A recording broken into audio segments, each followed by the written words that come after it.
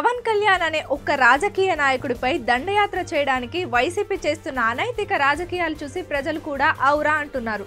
రాజకీయాల్లో సిగ్గు, లజ్జ, ఆత్మాభిమానం ఏమీ లేని నేతలతో బేరమాడి డబ్బులిచ్చి పదవులు ఆశ చూపి పవన్ పై దాడికి తెగబడేలా చేస్తున్నారు.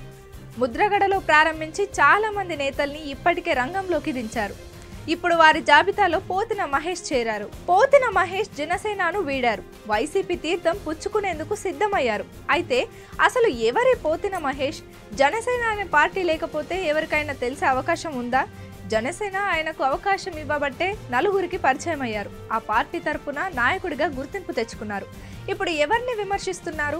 ఎంత విశ్వాసఘాతకుడు కాకపోతే పవన్ కళ్యాణ్ భార్య ప్రస్తావన తీసుకువస్తారు?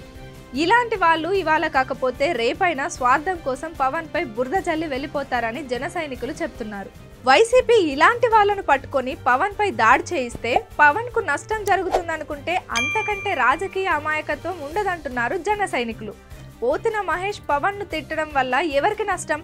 ఖచ్చితంగా పోతిన మహేష్ రేపు వైసీపీలో చేరితే ఆ పార్టీకే నష్టం అంటున్నారు. ఎందుకంటే అమ్ముడు పోయి తిట్లు అందుకున్నారని సులువుగానే ప్రజలకు అర్థమైపోతుందని చెప్తున్నారు. పోతిన మహేష్ మాట్లాడిన మాటలు చూస్తే అది ఖచ్చితంగా సజ్జల స్క్రిప్టేనని ఎవరికైనా అర్థమైపోతుందని అంటున్నారు. రాజకీయాల్లో ఓపిక అవసరమని, ఛాన్స్ వస్తే ఎకాఎకిన ఎమ్మెల్యే అయిపోయి కోట్లకు అమ్ముడుపోదామని అనుకుంటున్నారేమో కానీ తమ రాజకీయ జీవితంలో అది మచ్చగా ఉండిపోతుందంటున్నారు. వైసీపీలో అలాంటి నేతలందరినీ స్క్రాప్గా చేరి పక్కన పెట్టారని గుర్తు చేస్తున్నారు.